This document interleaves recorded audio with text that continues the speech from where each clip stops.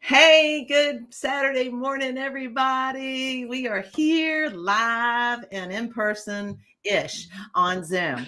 We are excited, man. I would tell you what, we have a very special guest, though, and we're getting him walked into the virtual studio, per se. So I'm thinking, should we, do we want to start with him? Let's bring Tony on first. Yeah, let's bring Tony on first. I'm thinking so. Although I just saw there he is. Okay. All right. We're going to do this. Let me get us up live over here on this screen so we can see what's going on. Too excited. All right. Ready? Yeah. Tony! Hi. Two of my favorite people in the same place at the same time. I love it. Hey, we were just saying whose girlfriend, you got two good girls here. I love both of you. My God, I'm so close. I love you. Let's do it. Let's do this. We are so happy to see you, Tony. And Ann and I have something big to tell you. You ready, Ann? Mm-hmm. Happy birthday! Oh, okay. Thank you so much. I love you. Thank you. Thank you. You know what my best birthday present could be from you two? And we got to get Lena up to New York for the holidays. Let's do this. Okay. Okay. We'll see All right. Go see the Rockettes with the wheels going and everything. Yeah, let's do this. Okay. Okay. All right. I'm there. Let's do it. I agree. I'm a happy man now. Well, we are happy to see you. Let's see. And thanks for inviting. All's fine. It's just a door. The dog broke through. We're Ann was great to invite you, and I think that we're going to do some things to help here. We also have some other guests in the studio, so we're just kind of this is a new thing we're doing for Saturday. So the biggest thing is that we're doing a lot of career help here, and Ann is Ann. Give us just a little quick intro, if you would, about your services, what you do, and why are you here early on a Saturday morning? Well, because you and I agreed on this time. That's why. Oh boy. I'm Ann. I'm an engineer turned career coach, and I've had my own company, career coaching, for about 2 years. My specialty is resumes. I have a very unpopular party trick, which is I can find a mistake in your resume in 5 seconds or less. Like I said, it's very unpopular, but that is one of my strengths. And so today we're going to do some resume and LinkedIn coaching. We have a wonderful list of guests who have signed up to come on the live stream and ask us questions and get coached live. So I'm just super excited. And I'm also trying to make sure keep hold of the chat. So if you have any questions while we're chatting, feel free to post them in the chat, and we're going to periodically check and answer everything live. And we do have one guest who can't make it today, but we're going to answer his question at the end. Awesome.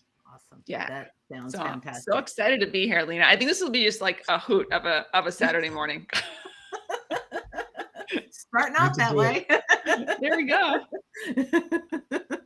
So Tony, happy Saturday, and hey, what Ann talked you into getting in here, and I take it you must have some questions.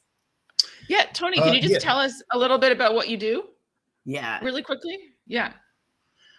Right now, I have a book. I have a book that's out. It's been out since last March, and we have a new publisher. And as of last week, I am able to go into Barnes and Noble, and I'm so excited about that. It's called Baseball: The New York Game, and how the national pastime paralleled United States history. Basically, founded on the premise that the youngsters who were failing, for example, in the National Report Card going back to 2014, 2018, and 2019, the same scores, 18%, only 18% were proficient in social studies. It was alarming. So I designed this program. And after I retired from the Yankees, I didn't want to lose the program entirely. So I was given the opportunity to write the book.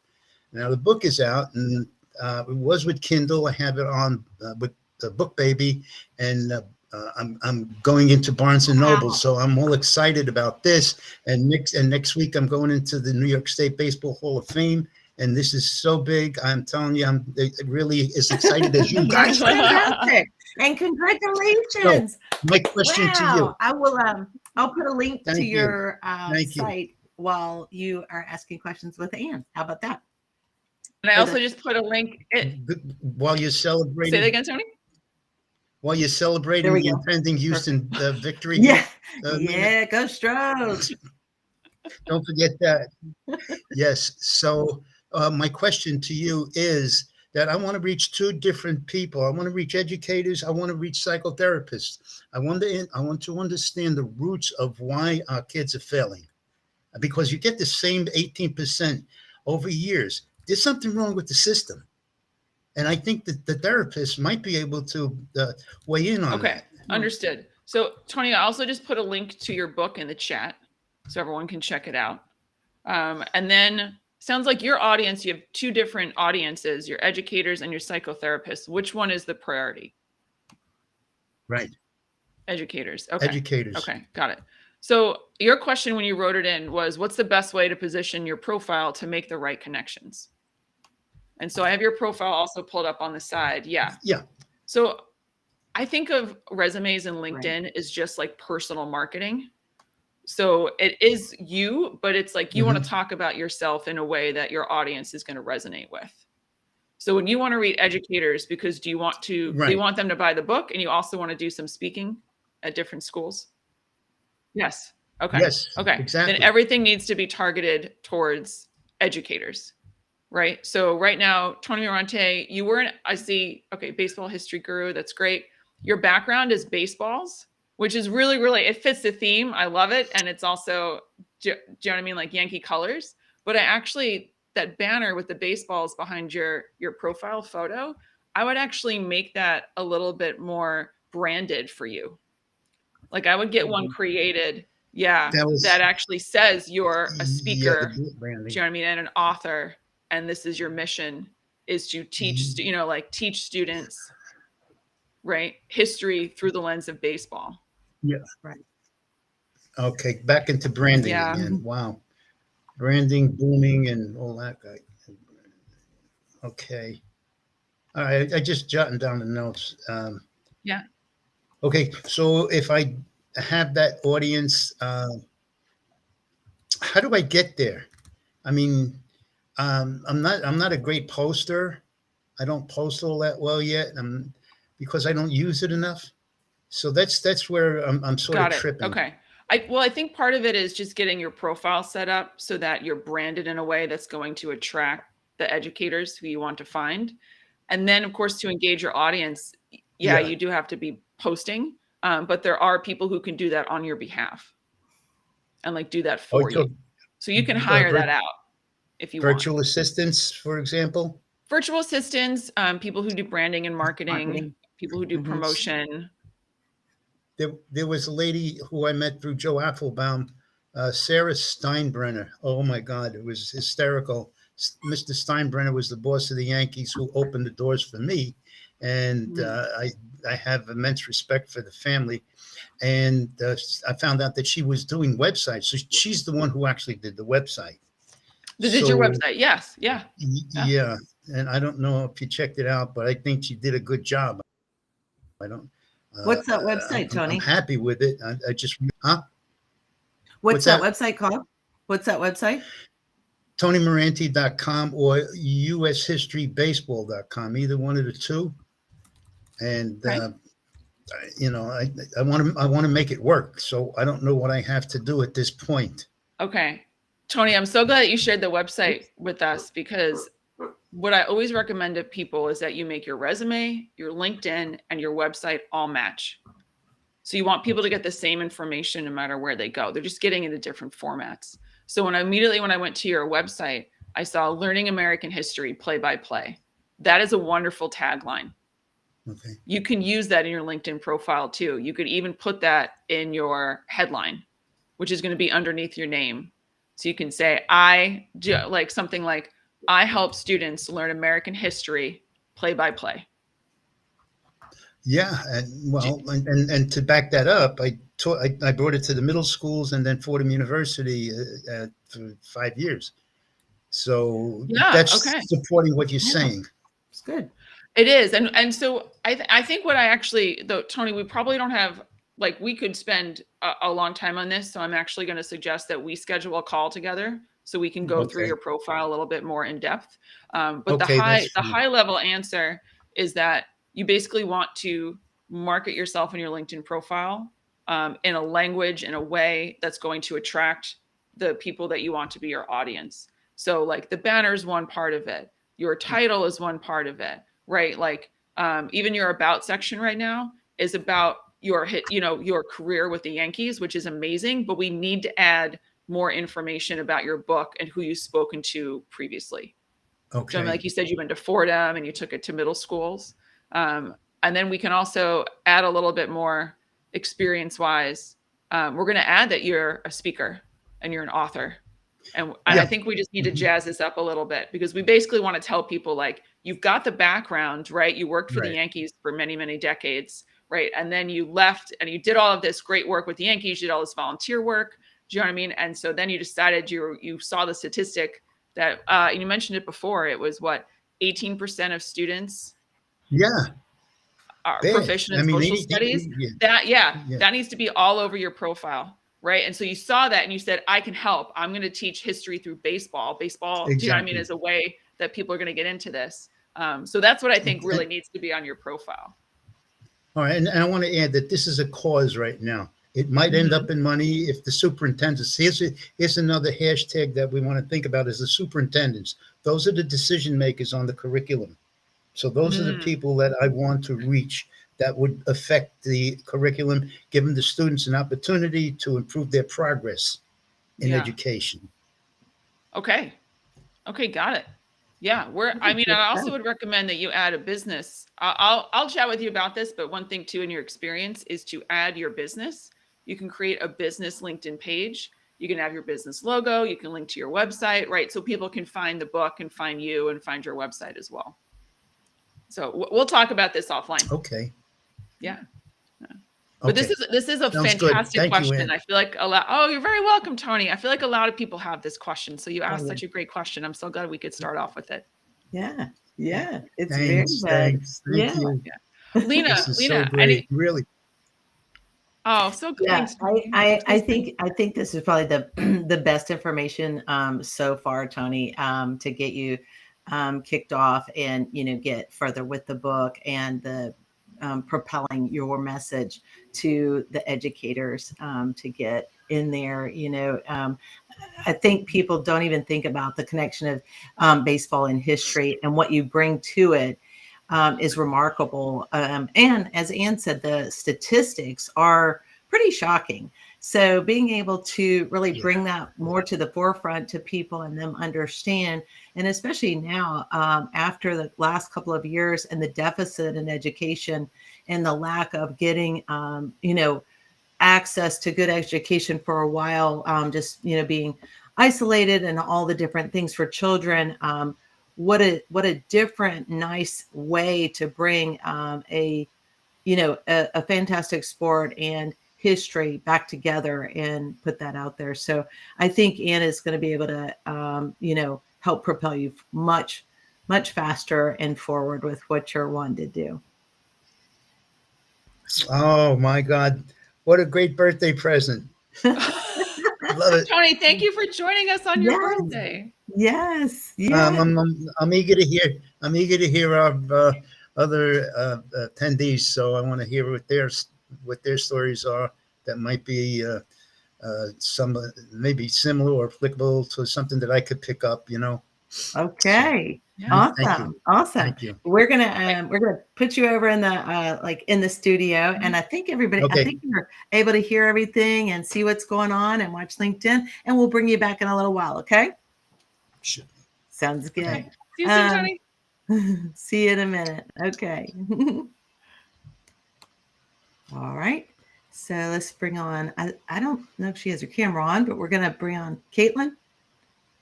I think very good. oh, here we go. Okay. Hi, Caitlin. Hello. Hello. How are y'all doing this morning? Good. Tell us a little Thank you about. for hopping on. Yeah, Oh, yeah. of course. And Of waiting. course. I was excited. And So, thanks for waiting. Oh, yeah. No worries. It's really cool to hear about that book. Yeah. So hello. My name is Caitlin. I am a software engineer by trade and kind of have a career coaching side hustle going on myself, specifically for early career people. And so my question today is about, so a lot of times when you're job hunting or when you're in school and looking for a job later, like an internship or full-time, you have a lot of other things on your plate than just like keeping up with branding and all of that. So I wanted to know kind of what y'all thought a good number was or frequency for posting on LinkedIn or posting on a blog or just overall content creation to where you can work smarter, not harder. Got it. Caitlin, that's a great question. And I think the number one answer is consistency. Okay. Do you know? So if you can commit to once a week, but you can definitely keep posting once a week, people will start to expect your posts, right? And anticipate them and wait for them. Like I try to post every single Wednesday. Yeah. Okay. And I could post more. I have friends who post every single day, but that's what I can commit to right now. So I think consistency is most important over everything else. Also, if you notice that a post is getting a lot of traction on LinkedIn, just leave it. Leave it because your views are going to keep, do you know what I mean? Like the views will keep piling up. And when you repost, right, it's going to push that post that's really popular down, right? So sometimes I think you can, even if you have a calendar where you're posting multiple times a week, but one of your posts is just gone gangbusters, just let it ride. All right. You know? Do you have like a goal of who you're trying to reach or how you're trying to expand your audience, or have you like started posting on LinkedIn yet? Yeah. So I try to expand my audience for a couple of reasons. It's like right now I'm in a job that I'm happy with, so I'm not looking for a new job, but eventually I kind of want to make sure that I have a consistent voice out there for any future job hunting that I want to do. And then also to possibly find clients for my career coaching business and kind of make sure to put content out in that niche. So that anybody that comes to my LinkedIn or my blog or anything like that can see like, okay, like she has some thought leadership on this. And there's like a little bit of credibility there. So those are kind of the two things I try to post about. So that kind of becomes, I post when I go to things like conferences and stuff like that. Just kind of as like a update of like, hey, like I'm still working towards my career, you know, and then I'm also trying to more get into posting content, like teaching content. Got it. There's also, are you a LinkedIn creator? Are you in creator mode on your profile? I don't think so. Do you think that would be helpful? So I'm not on it yet either. And I plan to switch it soon because you're a creator, Lita? Yeah. Yeah, I would definitely, I'm trying to find you, Caitlin. Software development, is that you? Yeah, software development engineer. Yeah. Okay. I definitely suggest using creator mode. Now there's a couple of things about that. One very quick difference is it'll flip your connect button to follow. And and then you just go to more, go down, go to connect, you know. So, but you pick up followers. A lot of times people don't want to deal with the whole connect and, you know, the LinkedIn etiquette of writing a connection request and all things. It's easy. They can hit follow. Now here's the cool. I'm going to give y'all this big old secret, right? That's not going to be anymore. That's the greatest thing in the world, because as soon as people follow you, you get a notification. You immediately can go say, thanks for following me. Would you like to connect? But guess what? Now you get to figure out if you even want to connect. Because what if they're blah, blah, blah, blah, blah, blah, you know, Joe salesman of such and such, right? And it's just not, you know, you're not of interest. Well, that's cool. You can just follow back and you don't have to actually make the connection. But the follow does still get your post viewed. but it's a less of a commitment. It's like just it's the early stage of dating, right? It's it's that follow part, and yeah, no, really though, on the connection, that's like your next, that's like your next step, right? Where you are making that extra effort, and so you write this nice connection message and stuff. So that changes in creator mode. Some other things happen. You get some analytics there. You get access to like the lives. You get access to other just other parts of LinkedIn. So I suggest that you use it as long as you're going to post. If you're not really going to be active posting, then it's neither here nor there. But it is a good tool. It's probably at the beginning of it, it should have been a lot more than what it is, really. I think LinkedIn really had a little bit higher hopes for it, but it's growing. And now you can even do these, you may get access to like audio lives and things like that. Ann and I will probably check that out here soon. Okay.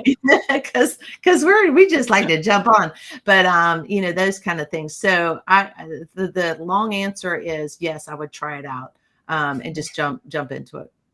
Okay, cool. Yeah. Sounds like a plan. We'll do. Yeah. I will also say, I think you need creator mode to have access to newsletters now. Okay. So if you had a Right. newsletter pre-creator mode, you can still have one, but now you need it to have access to do like a regular newsletter, which I have a lot of friends that do, and it looks fantastic. And so my own personal plan is to post on my blog and send that out to my email list a week ahead of posting it on LinkedIn. Oh, okay. So I plan to sort of stage things so that my email list gets everything first. So they get first access. Also to incentivize people to join my email list, because like you'll get the post first, you'll get the video first, you'll get the content first, and then the week later it'll appear on LinkedIn. So people will still get it. They just get it delayed. That's really good marketing, I bet. Let's hope. Yeah. yeah, I Yeah. can't. Kaylin, this is such a great question. Yeah. I also have recently, because I've been learning about this too, right? In terms of marketing, and I got some really great advice of setting a calendar. Okay. And like actually the advice was to set your calendar like 6 months to a year in advance, and like take into account holidays and months. Do you know, like Women's History Month? Do you know, or like for me, like Reaching Women in Tech, like Ada Lovelace Day is really important, right? Like International Women's Day is really important. So like making sure that I have posts lined up for those, and also writing everything way ahead of time so that I'm not up the night before trying to write a post. Yeah. Tomorrow's That's slower. yeah. That's me. Yeah. Here's another fun thing too, is on that calendar now. So one of the things that will happen in the future, or that LinkedIn has put out there for, is that they potentially at some point will have a scheduler, which will be super great in LinkedIn. But outside of that, for your social, if you have Canva and you have the paid version, you can also use a scheduler right out of Canva. So you can create your post, you can have multiple channels, and just go boop, boop, boop, and have it scheduled, and it can post from there as well. So using a scheduler is pretty helpful too, but you have to go back out and engage. And some of the schedulers can be a little bit more clunky.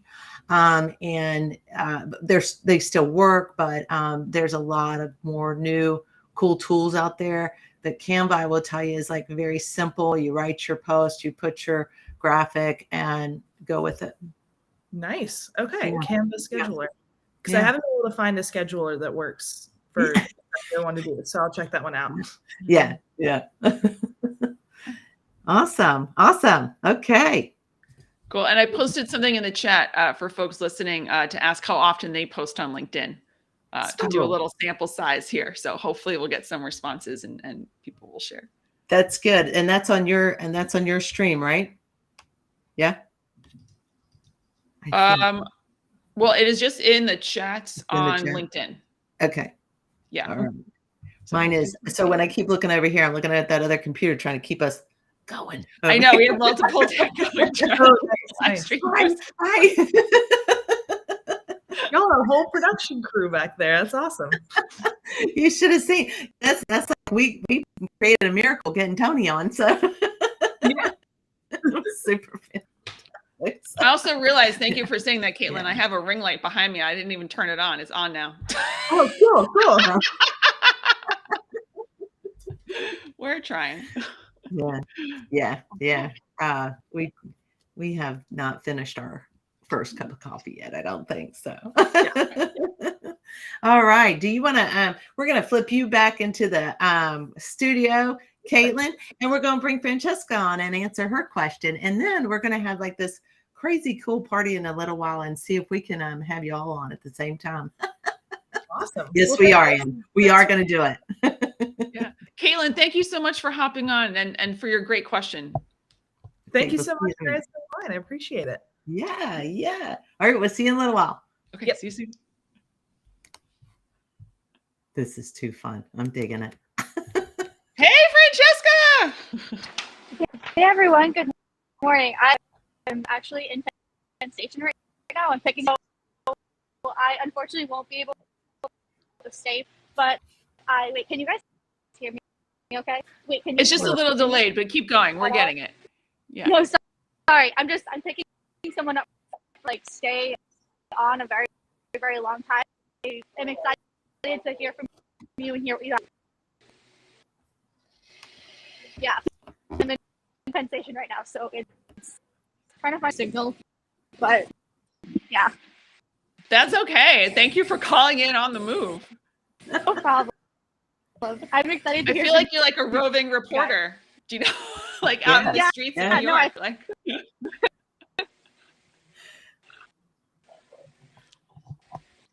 Sorry, but okay. should I go on the question? Should I introduce Yeah. myself? Yeah, feel free.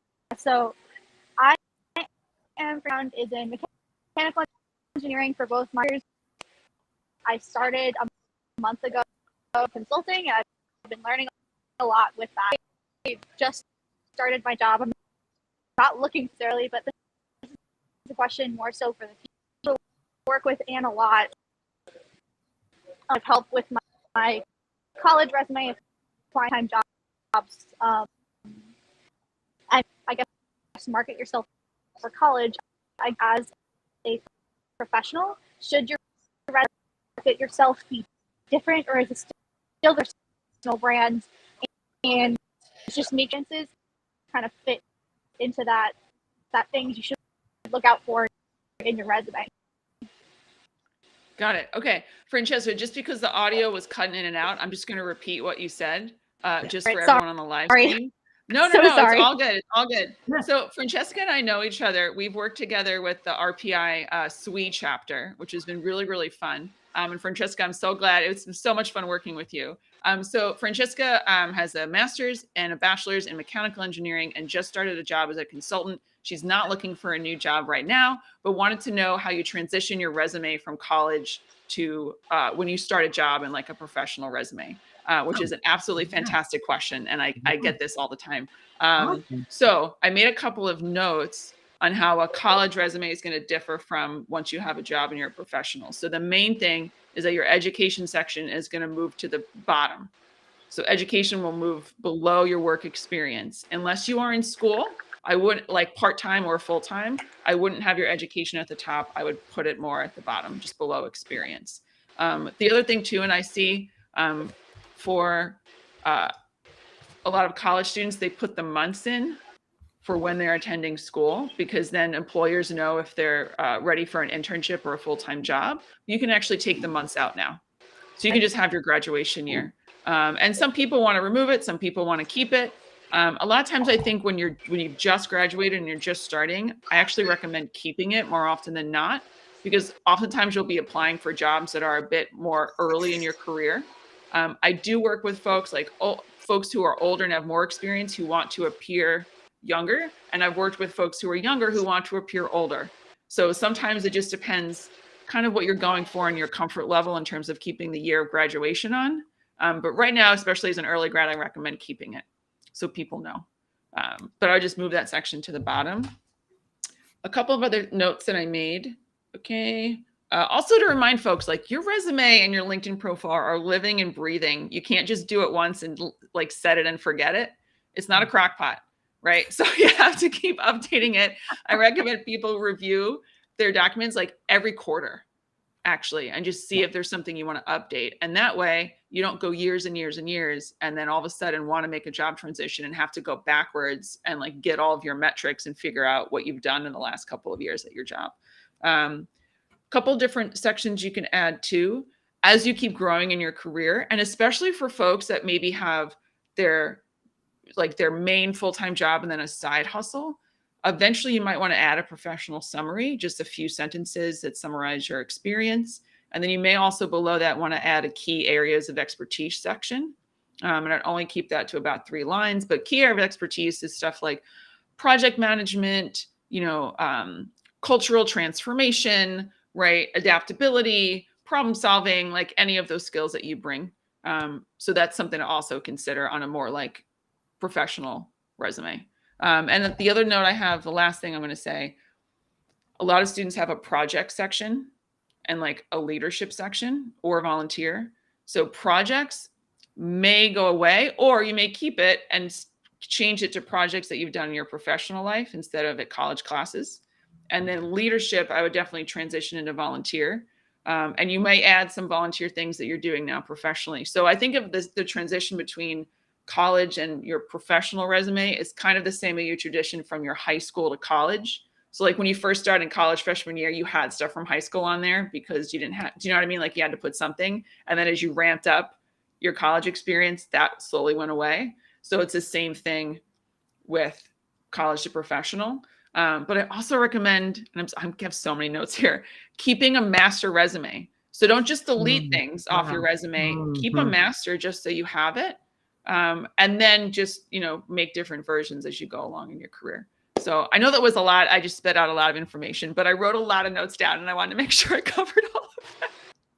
That's awesome. No, those are great. Even think about moving your education, because I remember in college, you're like, no, you're out, because that way employers know you have your GPA, stuff like that. So think about like where your education should be so much. Yeah, cool. What is it? Lena, should I go over anything or like, please add? Oh no, I mean, I think this is fantastic. Maybe just talk about like now go from the resume to the search. To resume to a job search? To the job search. If as a consultant, it's a little bit different. So how about talk about the difference of the job search from the standard employer to the consultant job search that might help Francesca as she wants to look for another consulting role. Francesca, just to clarify, you're a consultant for a company. Yeah, consultant for a company. Yeah. Got it. Yeah. Okay. Yeah. Okay. So Yeah. Lena, is the question more about like how would you go about finding a job as a consultant at a different company, or a job as a consultant on your own? Well, I would say a consultant for a company, but as a consultant is a lot different than being an employee. And looking at that search, what would you say would be different for that search, or is there any differences? Oh, okay. Oh, sorry. I'm just gonna so I think let's separate it into two sort of batches. So I think there's like you are an employee of a company, but you do consulting for that company, versus you are an independent consultant doing consulting for clients. Right. So I think if you're working as a consultant for a big company, right, that job search is going to look pretty similar, where you're going to write your resume and profile to attract the companies you want to hire you, right? Like the right hiring manager, you're going to use the right words and everything. But and it's very similar to when you're, I think, a consultant, like a freelancer, right? Or someone like me who has their own business trying to reach clients. You're just doing that same kind of marketing, but instead of targeting companies, you're targeting people or other companies who may hire you for your services. So a lot of times I think about it as like, what problem do you solve for your ideal client, right? What are their struggles and what do they want you to fix for them? Right. And then write about how you do that. Do you know what I mean? Very, very quickly. And that will hopefully help the job search. I hope that That Yeah. answers the question. Okay. Yeah, Cool. no, that's great. I think that because people can be consultants as like Francesca is for a company, or they, but people also can look at it like, oh, as a consultant, thinking that is always independently going and looking for business, right, to consult to Mhm. multiple businesses. And there is a difference in the way your approach is, whether it's more still resume driven as a consultant versus more marketing yourself as a business, right? Mhm. So yeah, no, you answered that perfectly, of course. Okay, cool. Yeah, it's good. Francesca, can you hear us? Do you have any more questions while We just can't hear you yeah, right now. So yeah. yeah. 1 second. Okay. I saw in the chat Paul Hardwar. He's like, that stack of Okay. pancakes. Oh, I noticed how big it was next to my head. I was like, man, I'm so hungry. I need a pancake. no. Saturday. Francesca, we're still unable to hear you. But that's okay. No, we're 1 more second. I feel like we're on a live news show. Do you have, this is important, the big microphone, like the big microphone, it makes everything, makes all the I difference. have one Big too, but I'm microphone. afraid to move it. Don't even require. Okay. Okay. No, we got to chat. Okay. Francesca, no more questions. Okay. Thank you so much for Yeah. joining us from Penn Station on the go. I know, that's so fantastic. Such a pleasure Don't to bark, see you. don't bark. And Great to have you, Francesca wrote us a Francesca. note. Yeah, thanks for our help. You're very welcome. Our pleasure. Have a wonderful day. We'll talk to you soon. Awesome. All right. Wow, this Take time her has off flown screen. by. I know. See, who knew? But this is fantastic. Now, let's go to the online audience. Make sure we don't have any questions asked. We've got Tony. Happy birthday! Oh, happy birthday, Tony! Thank you, Scott and Tina and Paul for joining. Yeah. We appreciate that, and happy to see you. We've also got 2 questions from folks who submitted but couldn't make it to the live Good. stream. So Yeah. if it's cool, maybe we'll start with those 2. So Let's someone do that. actually said, yeah, do you have any advice on career switching? Which is a great question. Mm. That I could talk for a couple hours on this, I feel like. I know. Give us some, Lena, would you like to juice on this? Yeah. I was going to say, Lena, would you like to kick us off on this one? Any advice about career switching? That is the question. Okay, I've got the ultimate answer here. Let's just from a little bit of a mature adult, just saying that you're never too old to change. That's what I would say. Is don't be afraid, and you're never too old to make a switch. Don't let that, whatever it is, just don't let time and your own time be your barrier. I agree. I think a lot of people don't realize that the skills that they've acquired in one industry or one career really apply to the next one. And so from my own experience, like I've had clients come to me who have applied, say, so this is what people normally do when they want to make a career transition. And there's, in my mind, like a career transition timeline, and people start in the middle typically, but you don't want to start in the middle. You want to start in the beginning. So the middle looks like you wake up one day and you're like, I want a new job. So you update your resume immediately and you just start applying online. And I've had clients come to me who have applied to 300 to 450 jobs online, but received no interviews. And so when I say, okay, well, tell me about what you want to do and what kind of jobs you're applying to and send me your resume, it's usually a marketing issue. So they're marketing themselves for not the job they want. Right. So you have to start in the beginning, meaning that you have to sit down and figure out, like, who am I trying to reach? What's my brand? What are my unique selling points? What do I bring to the table? Right. Find a couple of job descriptions that really interest you, and then use that verbiage in how you explain yourself on your resume and your LinkedIn profile so you can attract the right kind of people. So one of my clients actually came to me from the finance industry, but wanted to go into tech. We revamped his whole resume. And as soon as he had a new resume and was sending it out, he got a couple of job interviews pretty quickly. So I feel like for career switching, part of it is just taking that time, the couple hours in the beginning, to sort of get your marketing and your branding correct. And that's going to save you so much more time down the line because applying to jobs online is actually the least efficient way to get a job. Most people, I've heard statistics anywhere from 50 to 80% of people find jobs through networking, which means you have to have your documents all set up right and have your marketing on point. So that would be my advice. And I think a lot of things just transition really well. It just depends on how you talk about them and how you talk about yourself. Do you know what I mean? Yeah. And your skills Yeah. for yourself as well, because that'll translate in your interviews.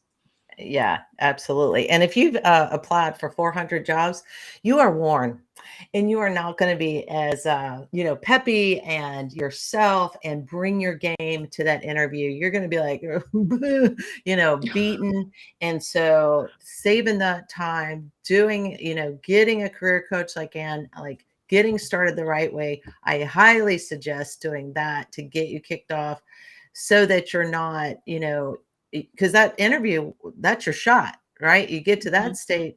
If you are worn, right, from applying with no results, from kind of shooting in the dark, you're just not going to bring that full game. And so, like, saving that time, fantastic. Get the career coach now. Call Ann, 1-800. No, just kidding. But like, that's pretty good. I was getting on a roll.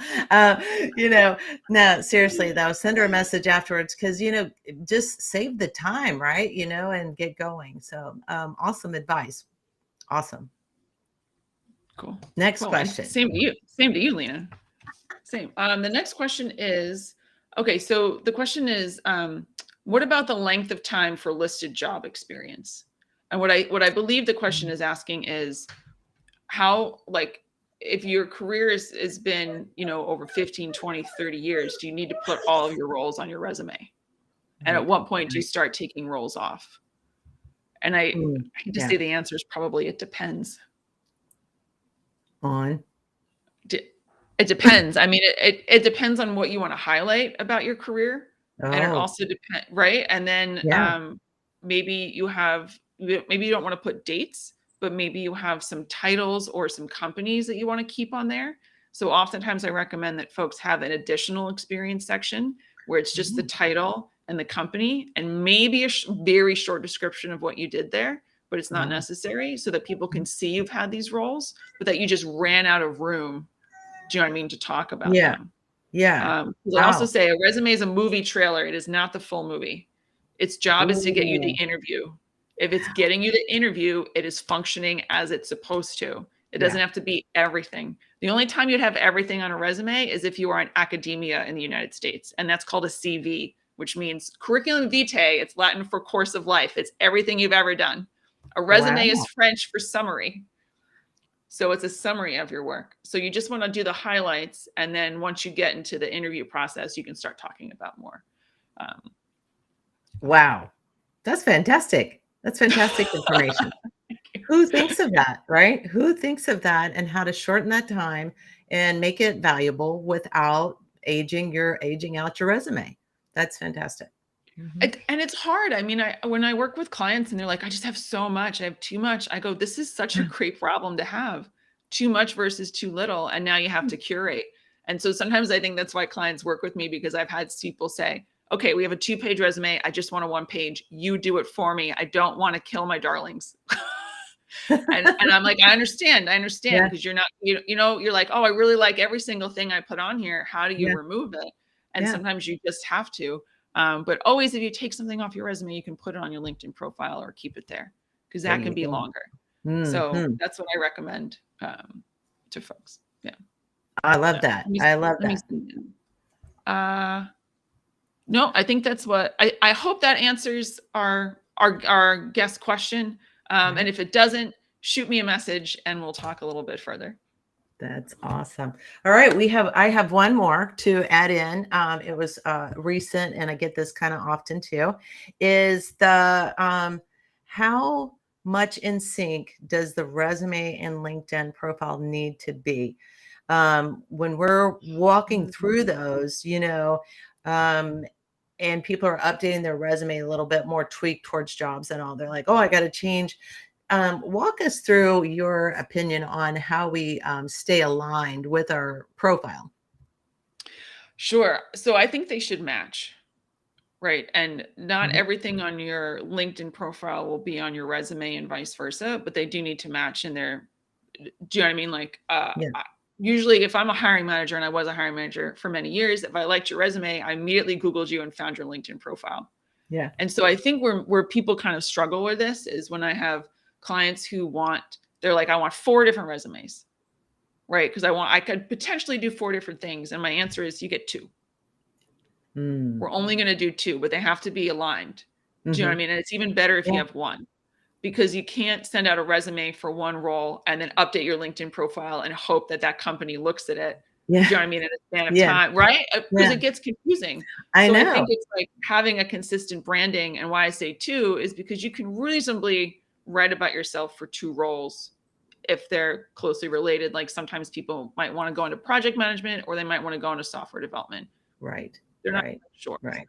Yeah. We can work with that in your LinkedIn profile. It's Yeah. better if you pick 1, but we can work with 2. So I think that's where you just have to make sure that the information you're giving out everywhere is super consistent, and like Mhm. repetition is great. So resume should match LinkedIn, should match your website, should match your social media. Do you know what I mean? Like keep your brand throughout. Yeah. I like that. Yeah. Is there any, because I've struggled with this too sometimes, where it's like, what do you put on each? Do you know what I mean? And like the resume is a different format than LinkedIn, right? Right. Because LinkedIn, you can have pictures and a banner and, Yeah. do you know, an about section, which is like a Yeah. bio. And do you write that in the third person or the first person? Do you know? Oh, And like, yeah. right. Yeah. And I just say, whatever you pick, be consistent. Yeah. I don't know about you though. I do not like third person on LinkedIn. Because here you are, it's a Yeah. different if you're on your business page, but here you are, right? And so when you're talking third person, it disconnects you from that person, and I feel Mhm. like a lot of times it loses the enthusiasm, or it gains this kind of salesy effect. Now, I could be way off, but I'm just saying from a favorable way of reading something or feeling, especially if you're looking to hire someone, you want to kind of know them. You want to get to know them, and get a feel of like what they're about, and that I think that's critical in that about section is just giving this is me. And having a Yeah. little, I'm always about like jazz it up a little bit. Don't be stiff. Nobody needs stiff anymore. Like don't be stiff. Like, yeah, throw an emoji on there. Throw something fun about yourself, or a quote you like, and stay away from those like bam bam bam kind of quotes that everybody uses. Find something that's really interesting, that's actually about a passion you like, or all of those things. Don't hesitate to have a little bit of personal there that makes me want to know you more. I think as a person that wants to like employ you, I want to know you a little bit more, or at least looking as the recruiter, I want to Mhm. see that you got a little bit of pizzazz, and not flat, where you can come off the paper there versus your resume, right? A resume is definitely a more formal document Yeah. where there's sort of like a format and standards you want to adhere Mhm. to, especially if you're working for a big company and in certain industries like finance and Mhm. consulting. It's going to definitely be formal. LinkedIn is, like you said, it's a little more informal. I also think with LinkedIn, you can make people, or my concept, and I talk about this with clients, is make people feel comfortable reaching out to you. Yeah. Right. So like a profile photo helps. If you film a 30-second video where people can see you and hear you speak and give your elevator pitch, that also helps. Record how to pronounce your name. That is so, so helpful. Yeah. I struggle with pronunciation a lot. Yeah. And so if I can just listen to it and practice how to say someone's name before I talk to them, it reduces my anxiety. Do you know what I mean? By so Oh, yeah. much, right? Like Yeah. adding your pronouns, right? Mhm. Like, and just making it very clear. And I always advise in your about section, put something at the bottom, inviting people to reach out to you and connect. Right. So they're so they feel like, oh, I can, right? I can reach out, Yeah. and that's okay. Yeah. Yeah. But when you reach out, like, I think you get great advice earlier, Lena, when you were like, when you turn to creator mode, you can just hit the follow button, and then you as the creator can decide if you want to connect with that person or not. But I can tell you personally, like if I get a connect request from someone I do not know and there's no note, I automatically ignore it. Right. Right. Exactly. And I always put a note. It is LinkedIn dating, and nobody wants none of that nonsense, Yeah, I'm just telling you. Yeah, just call me. No, I'm kidding. Yeah, I don't like that. Yeah, the follow is that is such. It's like the best sales tool. It's just not that hard. As soon as you get a follow, it's like, hey, thanks for following me. Look, Yeah. you've got such an intro, and then you can decide, right? And you can even reach Right. out before that, especially if you do have good contact information on that. On your profile versus waiting for a direct message. Because what we forget is only about 10% of people still to this day on this platform are very, very active. Then you've got a small window of people that are active. And then you've got a lot of people that Joe Applebaum calls lurkers. And that's okay. That just means they scroll and they like what they like and keep on moving. So our expectation of someone being right on the spot of answering those direct messages is unrealistic. So if we find other ways to reach out, that's the gold right there in LinkedIn. I love that. Yeah. It's Yeah. also sometimes people just want to take their time getting to know you as well. Yeah. And Yeah. if they can follow you and read your post, and do you know what I mean? And that's how I Yeah. actually found my financial advisor. I told her this story. I joined a newsletter of fee-only financial planners and just read every single post that came out for months and months and months until Wow. one of hers showed up. I liked it so much. I went to her website and spent hours watching all of her videos and reading all of her content. So it is, and like now that I say that, I'm like, well, that makes total sense to me. And I remember she goes, I knew I was doing it for a reason. Yeah, right. Right. You put out content and sometimes someone will find it and just get super fascinated and read through everything. Yeah, But that's how they that's decide so if they true. want to work with you or not. Yeah. Yeah. I like. Oh, well, I almost forgot that we still have guests, and we probably can bring those back on to see if they have thought of any other questions before we, let everybody go eat Wrap their up. pancakes Yeah. in peace. And Caitlin just put in the chat that she turned on creator mode. All right. You and me both, Caitlin. All right, I'm gonna turn Caitlin, it you on ready to come? myself. Yeah. Here we go. I'm gonna bring it, Tony. Here we go. We're all here. Hey, I've got pink. Look at the party. All right, let's see. I'm going to refresh this on Caitlin and see how that looks. I'm going to follow you. Thank you. Appreciate. Thank you both for joining us on a Saturday morning. Thank you. Yeah, there was so much info in this. Learned lots. I really appreciate it. Good. Awesome. Oh, I'm so glad. Awesome. I had a question. I'm a little confused between the creator mode and the about section in the profile. Have you come across that at any point, Ann, Lena?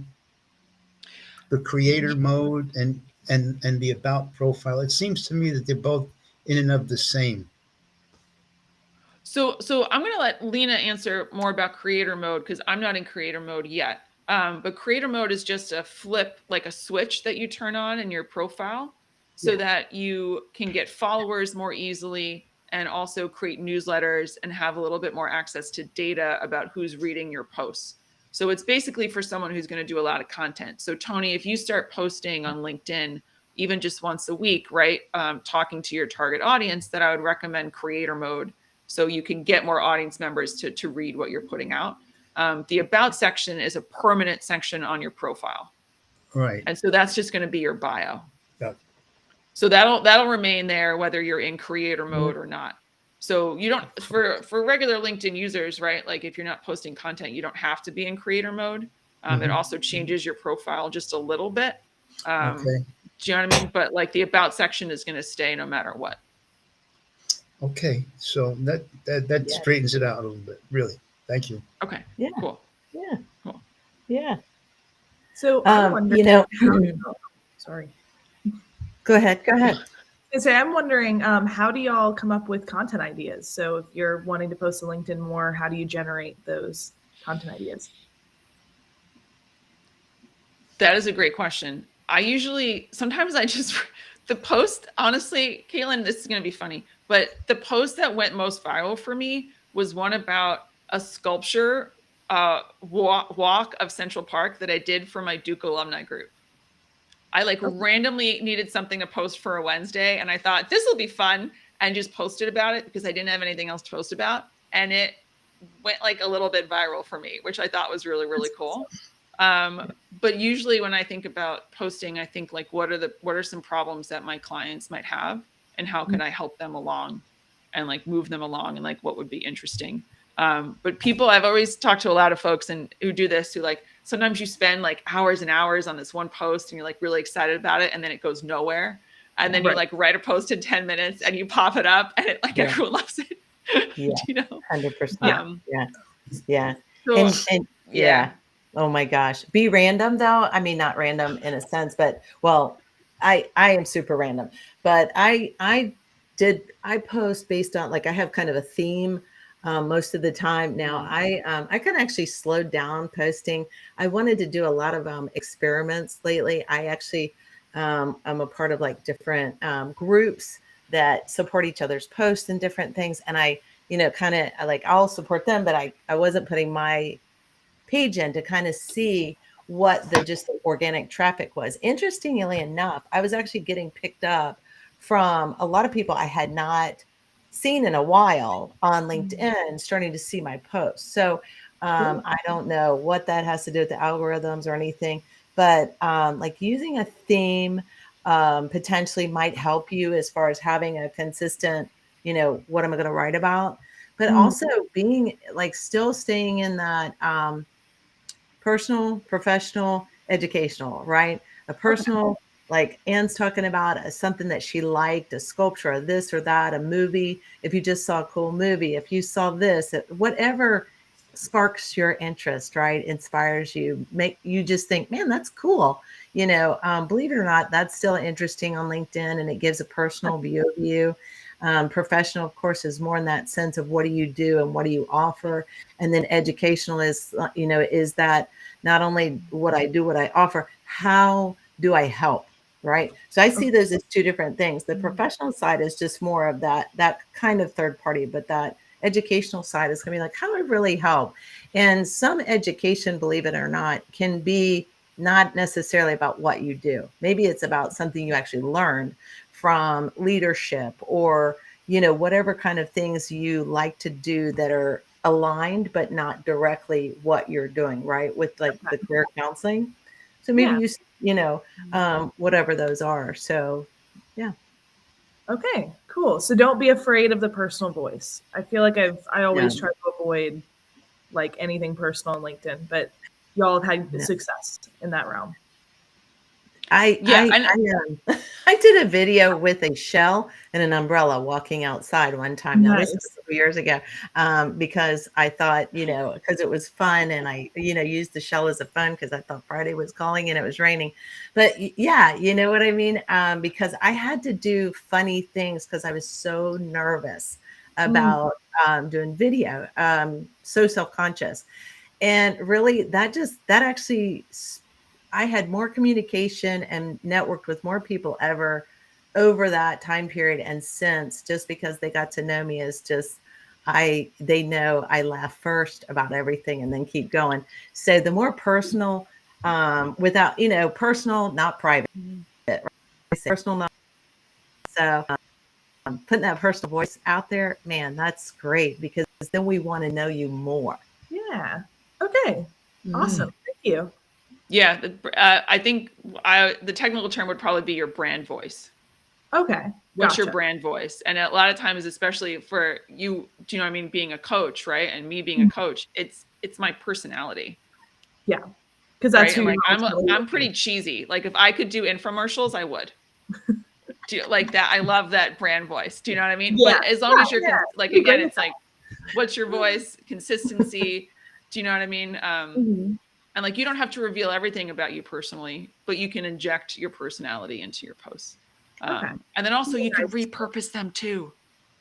Like someone who's joined you later, if you have a post from a year ago, still relevant, you can repost it. Oh, sweet. People haven't seen the content yet. Yeah.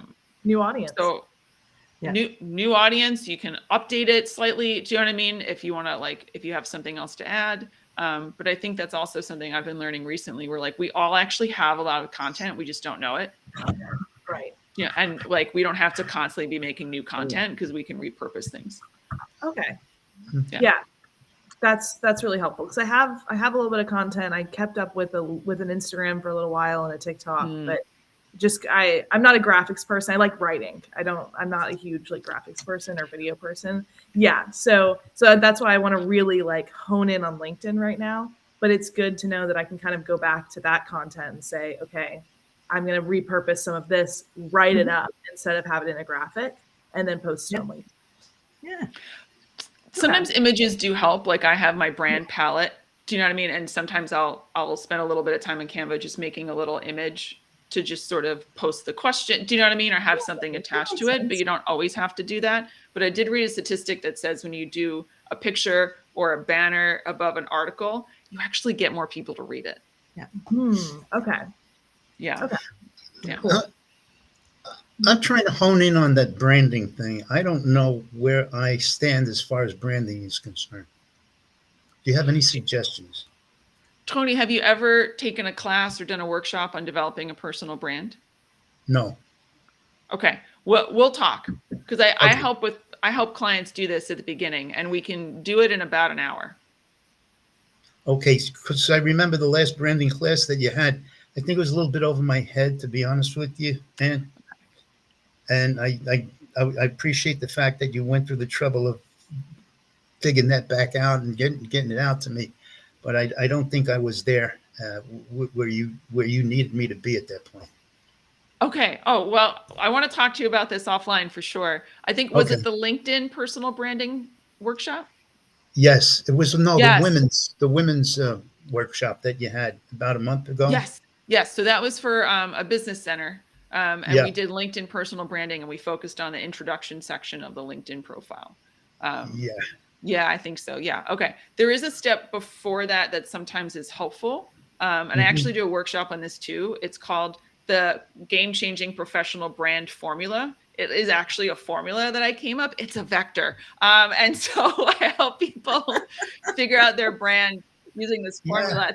Caitlin, yes, it's a vector. I tried a bunch of different equations like adding and I even had exponent at one point. It didn't work. Vector works perfectly. But Perfect. Tony, a lot about branding is like figuring out what are your 3 unique selling points? Mhm. Who are you trying to reach? And then writing about yourself in a language that your audience is going to understand. And being like very, very repetitive and consistent about that. Right. So I think Okay. I think we actually talked a little bit about your brand. And Lena, Yeah. stop me if I'm going over. But so you worked for the Yankees for many, many years. You wrote a book about history through the lens of baseball, and you're a speaker. Mhm. Do you know what I mean? That's your brand, right? You're an author, speaker, and you have the experience to back those things up, Okay. right? So like that's what you want to tell people in your profile and on your website, that this is what you do, this is what you're really strong at, and this is how you're going to make an impact.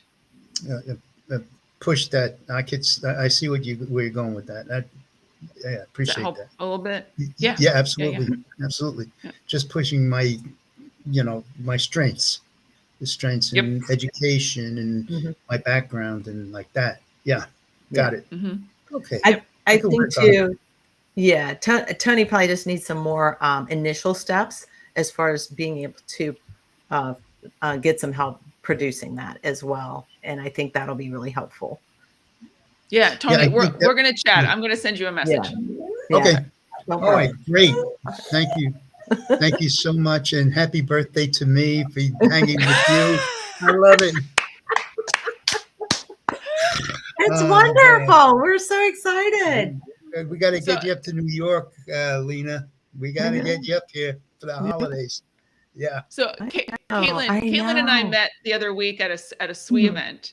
And then believe it or not, Caitlin, Tony and I know each other from a speakers group. And I didn't know that Lena also knows Tony from the same speakers group. So we wow. all figured that out today on the call. That's awesome.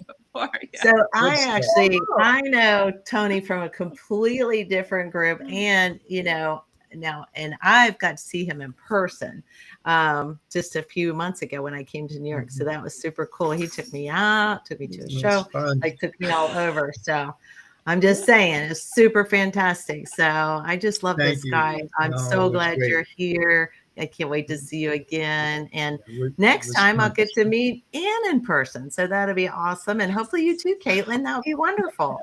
Wonderful. Too. Okay, I'll sign up for that. Absolutely.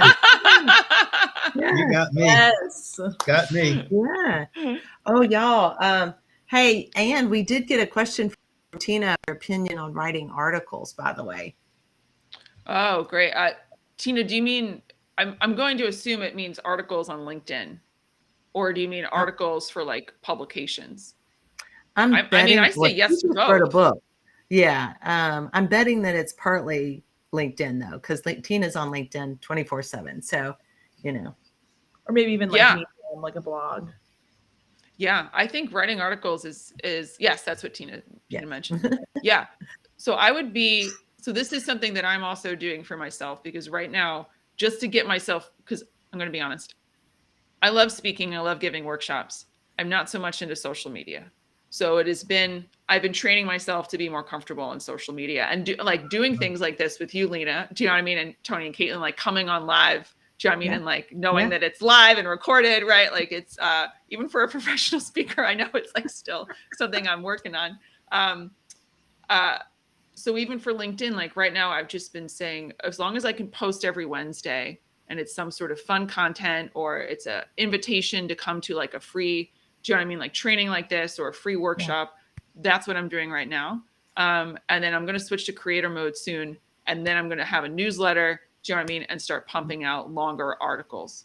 But I don't think your posts need to be like super long in order to have engagement. Sometimes it's better if they're short. Yeah. So what I typically see folks do is they'll write an article, but then have a post about it that's a little bit shorter, that's like much shorter content that links to the article. So you still get the gist. Yeah. Do you know what I mean? And then you can click through and read the whole thing if you want. Yeah. So I guess I'm hoping this sort of like answers your question, Tina, but I think a lot of it is not about typically the length of what you're writing, but is the content interesting? And I'm a big fan of using bullet points, because I think people read those much, they like that much better than a long paragraph of text. Right. LinkedIn is interesting too in the article side, is because, and I'm saying this, I don't write articles, but I know all about it, is I write articles for other people. And one of the things you can do is like, you can really put a lot of good visual graphics in there. And so your article, although wording can be less, right? Because nobody has time for this for a book unless it's a book. So on the article side, if you use that for like some informational, deeper than a post, like Ann said, and then throw in some nice graphic to kind of break up. And as she also said, perfect key point is using some bullet points, because we are bombarded by some of the, newsletters out there, and they can get lengthy. And if you think about it, we just don't read, we typically don't read beginning to end. We read beginning, middle, end. And so if you keep that in mind when you're putting like articles together, especially in the LinkedIn world, you'll probably get better views that way, with a little bit of graphics and less verbiage, a little bit longer than a post. And on posts, I never recommend going 3,500 words on a post, because nobody has time for that either. They really want to get the gist of it. Put a link to that article, like Ann said, or to your blog on your website. It gets people out of LinkedIn, or to your whatever you're trying to promote, and just give that little snippet. Yeah. I'm also a huge fan of lists. I love lists, and people love odd numbers, like top 3, the best 5. You know what I mean? Like 7 mistakes you're making and don't know it. Do you know, stuff like that? Because then it's bam, bam, bam, bam, bam, right? It helps me organize my thoughts a lot as well. And the only thing this is just something that's really helped me in terms of writing content is just start somewhere, be consistent, and you got to try it. Cause like I said, some stuff has done really well, and other posts that I've thought were like really great. I'm like, so many people are going to read this. This is amazing. I wrote one about fonts that I was super excited about, and it was like, You wrote an article about fonts, and you're Yeah. a little surprised that people weren't excited. I'm just So checking. surprised. I just thought my title was really good.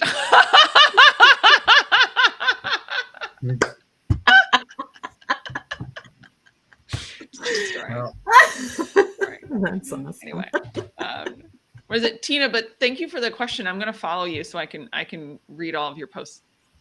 Oh my gosh, y'all, you got to follow Tina. She is the best of the best. She's also in New York. Y'all New Yorkers, I love you. And she wrote a book recently as well, just got published on Amazon. And she knows everything about condos and co-ops and boards and how to save money for those. And so she's an expert there. Great poster. Be sure to follow her as well, because we appreciate her being here and visiting. And Shauna, we want to say shout out to Shauna. Hi, Shauna. That's my super. There's another Texan on here. All right. Yeah. And- Woohoo. I'm going to follow Caitlin. I'm going to follow you too, and Tony as well. Yeah. Yay! Yeah. Thank You can read you. your content. Cool. Yeah. thank I'm you. excited. Thank you. I'm gonna get more regular with Thank you it. More so consistent. much. Really. Thank you Yeah. so Yeah. much. Lena, are you going to be celebrating tonight, Lena? I certainly hope so. It's time. I It's think we're time. working hard for it. It's time. I know. It seems so like you got a death grip on us. My God. we'll see. Yeah. He is talking about those Astros in the World Series. Just saying. Yeah. Yeah. It's like chalk I on know. a chalkboard. Oh God, it's Astros. My God. Well, I'm happy for you. I'm happy for you. Well, should it's have just worn my it shirt warms this my morning. heart to see a Yankees fan and an Astros fan getting along on this live stream. Oh yeah. Oh yeah. Yeah. I'm a big Yeah. Astros Tony, girl. My Tony. boyfriend is a big Yankees guy, so Oh it's wow. it barely works. Well, I didn't get that, Caitlin. What'd you say? I said I'm a big Astros girl because I'm from Texas, and then my boyfriend is a big Yankees guy because he's from here. So it barely works. It barely Hey. works. You can work it out. You can work it out. That's It'll work awesome. out. As long as your Caitlin, where are heart's you there. from in Texas? I grew up in Austin, and I went to school in Dallas. Fantastic. All right. So there's another Texan. Yep. Yeah. Number 3, I think I heard. All right. All right. Well, we got Texas on one side and New York on the other side here. As Yeah. I'm looking on the screen. Yeah. Mhm. That is a Mhm. great pairing. And Yeah. you got to weigh Yeah. in on this, Ann. Where my allegiance lies. Yeah, you got to weigh in on this. I mean, they got 2 Texans jumping on me over here, so I thought maybe I could get some support. Well, I from a like the fellow Mets. New Yorker. Oh, I'm that's just a kidding. personal problem. I'm just trying to be neutral. I'm just trying to be neutral here. That No, was we not are neutral. my family. We're both Mets and Yankees fans because I grew up in New York. So I think that's Yeah. why. All right. That's It's wonderful. all fun. Wow. It's all good. It's all good. Yes. Yeah. Yes. All right. Well, I want to tell y'all this has been super fun. And I want to thank y'all for staying on, Caitlin, Tony, and asking wonderful questions, letting us spend the morning with you, and hoping y'all have a great rest of your weekend. And I love this. This is too fun. Me too. We Yeah. totally are going to do an infomercial Saturday morning. Yeah, it's going to I happen. watched that. It's going to happen. Because, Sounds we good. didn't get to talk about poker. So we're going to do that. We're going Wow. to, we'll get that going. But this was a great idea. I want to shout out, Ann, you put together the questionnaire. Y'all, all I had to do was turn on some stuff and be here. She took care of everything and to make this happen. So just wonderful. And so thank you so much. Just thanks, and have a wonderful day. I appreciate you all. If you want the recording, I will be happy to send it to all of y'all. I've got your information, of course. Perfect. Thank you. And Thank you, Lena. Oh, and also for our 3 guests who came on the live stream, I'm going to follow up with you and send you a link to book half an hour with me. Free coaching, free of charge, whatever you want to talk about. Oh my God. How great is that? We'll do it Thank you together because I want to so say much. thank you for coming on the call and spending this time with us and submitting your questions. I really appreciate your time coming on here. Oh yeah. And then also for anyone listening, and I'm just going to put this in the comments as well, and I'll pop it on the YouTube. I Okay. have a little landing page for Breakfast Bite of Insight listeners. So I popped it in there. Yeah, it's got the images of Lena and me and our little promotion, image. And on that page, you can actually download my resume template for free. I posted a little video of me walking you through the template. So you can check that out. It's only about 6 minutes long. And then there's a place if you want to book some time, you can book some time. But of course, Caitlin, Tony, and Francesca, I'm going to send you a link to do that. Wow. Right after this call. Thank you so much for your time and all the energy that you put in to make this work the way it did today. Yeah. Thank you so much. Really. Thank you, Tony. Welcome. This was so fun and so It informative. was. It was. It was. Good. Right. Good. Yes, we did the job right.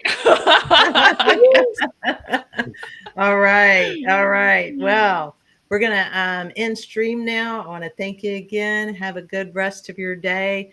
And you can stay on behind and we'll talk soon. Goodbye, LinkedIn. Okay. Happy birthday, Bye. Tony. Bye, everyone. Happy birthday, Tony. Bye, all. Thank you. Bye. Thank you so much.